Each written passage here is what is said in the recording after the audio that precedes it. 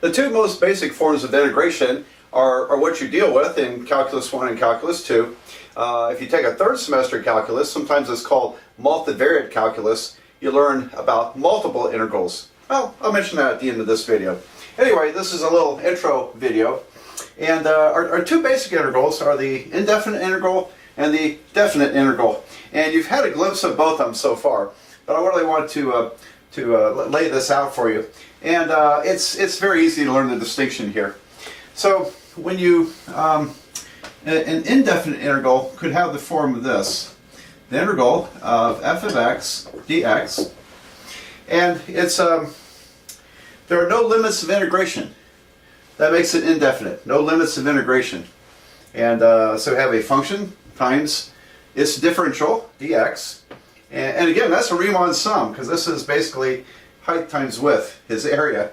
Well, in any event, we say this is equal to capital F of x plus a constant.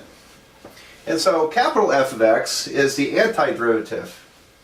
And so let me write that down. Capital F of x is an antiderivative. Oops.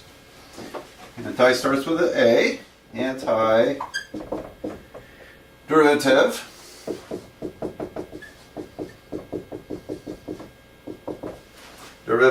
of f of x.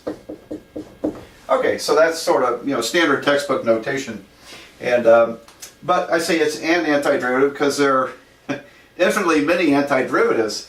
It's an antiderivative function plus any constant you want to put there, any number you want to put there. All right, because now going backwards, if you take the derivative, so the derivative with respect to x of f of x plus a constant, this derivative is f prime. That's 0, and we say that's equal to f of x. Okay, there you go. Now, what about this mystery number c? Do we ever put any numbers there? Well, actually we do. We do. And I'm going to give you an example of this related to physics, where this is quite important. We just can't blow that part off of this. We need the plus c, because in applications we do figure out what numbers go there. And so that'll be kind of interesting. So that's the indefinite integral. And I think I'll start, after this video, I think I'll do these. Introduce the indefinite integrals, some specific examples of them. Now, as far as the definite integral, it looks like this. It's an integral from a to b, f of x dx. And so it has limits of integration. Normally, a is less than b. Okay, that's the way we look at it. But it is possible to go backwards, and we'll talk about all those issues later when I get into the definite integrals. But you think of it as an integral with a limits of integration. These limits represent 2 points on the x-axis. Okay, normally again from a to b, left to right, is normally the orientation for that. And its answer is the antiderivative function evaluated from a to b. Okay, so now I left off the plus c part. And you'll see why here in a second, why that's not necessary for the definite integral. Alright, so and what do we do with this? This means I'm going to take the antiderivative at the right endpoint and subtract the antiderivative at the left endpoint. F of b, capital F of b minus capital F of a. Alright, so that's the form for the definite integral. And that last example where we calculated the area under a curve was, of course, a definite integral. If I plug the plus, if I had a plus c here, I would have c here, and then I would subtract c there. It would cancel off in this calculation. So actually, that's why in a definite integral, we don't worry about the additive constant.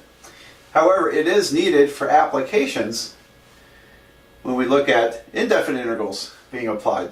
Okay, very interesting. So anyway, that's the two kinds of integrals that we deal with. Now the I mentioned other kinds of integrals. If you go to graduate school, you might take real analysis at that level. You might learn about the Lebesgue Integration. I've heard of it. I'm not sure what it is. I didn't study that deeply, that branch of mathematics, so I stayed away from that. I studied other things. And there's a lot more in graduate school in math than just calculus. There's tons of stuff. In fact, my specialty was abstract algebra. I kind of went a little bit a ways in that. Anyway, in calculus 3, I mentioned that, multivariate calculus, you can get multiple integrals. For example, you might have a double integral of a function using x and y, dx dy. Okay, that's called a double integral, and it can be indefinite. Normally, it's a definite integral. However, almost always we use definite integrals here. And you can have triple integration. You can have any kinds of dimensionality there. So, but calculus gets pretty exciting in calculus 3, I think, because now you're working out in three-dimensional space. You could theoretically work in any dimensional space. Calculus 1 and 2, we just deal with the plane, the xy plane. Okay, but calculus 3, we branch out, and now we figure out how to do calculus in, for example, in three-dimensional space. And it really becomes a very rich subject with many wonderful applications when you do that.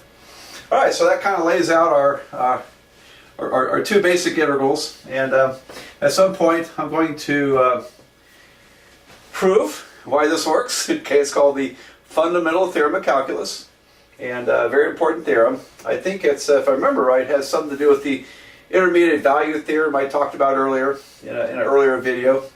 That's used here, if I remember right.